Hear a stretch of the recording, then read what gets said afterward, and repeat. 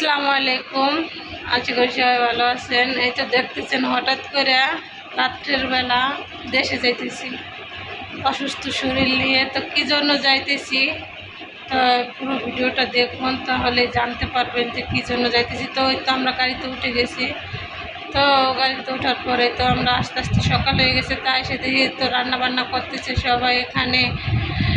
তো হঠাৎ করে আসার উদ্দেশ্য হয়েছে জরুরি একটা কাজ আছে, তো আমরা সবাই আসছি, শুধু আমরা এখানে আরও লোকজন আছে, সবাই মিলে একসাথে কাজটা সারতে যার জন্য চলে আসছি। শীতের দিন আসলে তো এইদিকে রান্না বাড়া চলতেছে। আর এই যে পাখির ঘরের যে অবস্থা, করোনা অবস্থা খুবই খারাপ, চারিদিকে বালুর কারণে এই অবস্থা দেখা দিছে।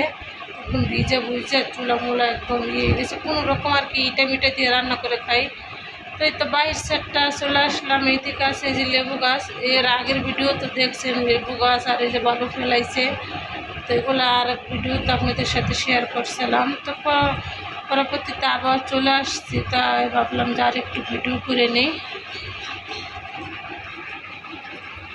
তো এখন এই তো ঘরের ভিতরে যাব দেখে।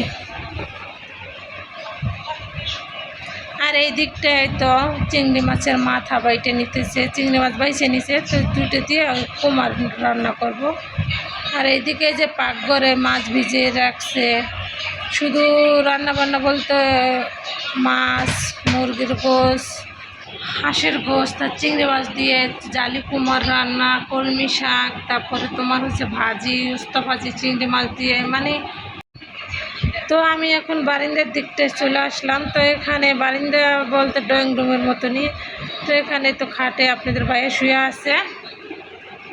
আর এই দিকটা আবারও সিঁড়িতে অনেক লোকজনই আছে, গল্প গুজব করতেছে, মানে এক একজন এক এক জায়গায় গল্প করে ইয়ে করে। তো আমি একটু ভিডিও শ্যুট করে নিলাম।